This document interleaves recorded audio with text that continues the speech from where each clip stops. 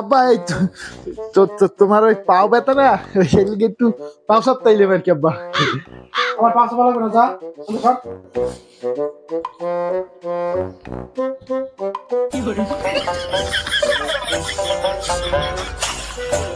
আমার ওপরে কি হলো? না আব্বা, আসলে এটা তোমার কর্তব্য নাকি, আমার মন মানে না।